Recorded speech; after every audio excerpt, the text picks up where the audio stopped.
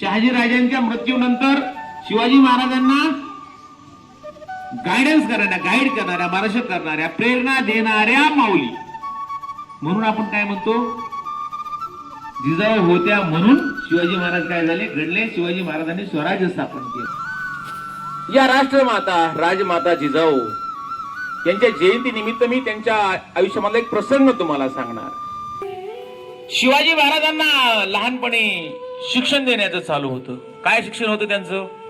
त्यावेळी पेन, वही, शिक्षण, हे शिक्षण कमी असायचं. काय शिक्षण होतं त्यांचं? घोडेस्वारी करणं, तलवारबाजी करणं, दांडपट्टा चालवणं, हे शिक्षण देण्याचं काम चालू असताना मा जिजाऊ खुर्चीवरती बसलेल्या असायच्या. शिवाजी महाराजांचं ट्रेनिंग चालू असायचं. त्यांच्या सोबत असणारे मावळे त्यांना साथ द्यायचे प्रॅक्टिसला, सराव करण्यासाठी. एक दिवशी असंच वाड्यासमोरच्या बागेमध्ये शिवाजी महाराज आणि दोन मावळे लढाईचा सराव करत होते. कशाचा? तलवारबाजीचा सराव चालू होता. आणि तलवारबाजीचा सराव सुरू असताना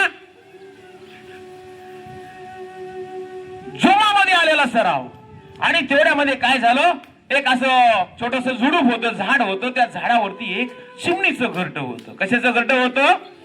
चिमणीचं घरटं होतं. आणि त्याच्यामध्ये नुकतीच त्या चिमणीनं पिलं दिलेली होती. अंडी घोळून तिनं पिलं काढलेली होती. छोटी छोटी छोटी छोटी पिल्लं होती.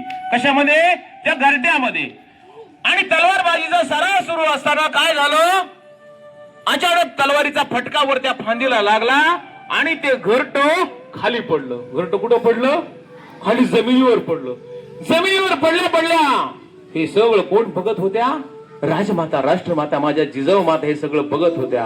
पण शिवाजी महाराजांनी त्याच्या समोरचे जे प्रतिस्पर्धी मावळे होते, सरावासाठी आलेले, यांनी त्याच्याकडे दुर्लक्ष केलं. कशाकडं?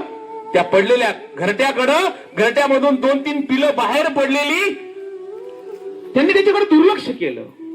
दुर्लक्ष केल्यानंतर त्यामधला एक जो मावळा होता तो आला आणि त्याला तलवारीच्या टोकानं त्या पिलांना असं उचलून बाजूला टाकण्याचा प्रयत्न केला. शिवाजी महाराज त्या ठिकाणी होते. त्यावेळी राजमाता, राष्ट्रमाता, माझ्या जिजाऊ माता आल्या, म्हणाल्या, थांबा, अरे चिमणीची पिला, तुम्ही त्यांचं घर मोडलंय, तुमची जबाबदारी आहे. तुम्ही काय केलं? या शिवताईचं घर तुमच्याकडून अनाहूतपणे मोडलंय ना. अरे मग ही कुठं राहणार ही पिलं? यांना असं बाजूला हाकलता येणार नाही तुम्हाला. त्यांनी लगेच आदेश दिला, या चिवताईच्या घरट्यांना काय करा, एक चिवताईचं दुसरं नवीन घरट तयार करा, दुसऱ्या झाडावरती दुसरं घरट तयार करा.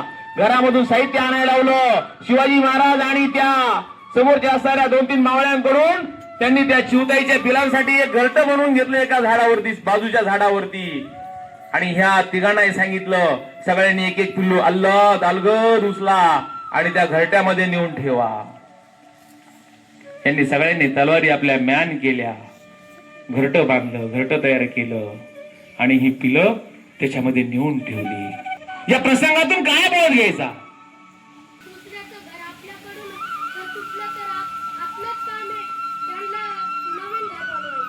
अगदी बरोबर आहे. अरे यामधून माझ्या या मातेचा स्वभाव प्रदर्शित होतो. माझ्या मातेचं असणारं, माझ्या जिजा मातेचं असणारं संवेदनशील मन, प्राणी मात्राविषयीची दया, त्या नुसत्या कर्तबगार, शूरवीर एवढंच नव्हत्या, पण मनानं सुद्धा काय होत्या? संवेदनशील मनाच्या होत्या. त्यांनी ही शिकवण शिवाजी महाराजांना पहिल्यापासून दिली. नुसतं लढायचं, कापायचं, मारायचं हे नाही शिकवलं. प्राणी मात्रावर दया करण्याचं पण माझ्या मातेनं काय केलं? शिवाजी महाराजांना पहिल्यापासून ते संस्कार दिले. म्हणून माझे शिवाजी महाराज काय झाले? थोर घडले.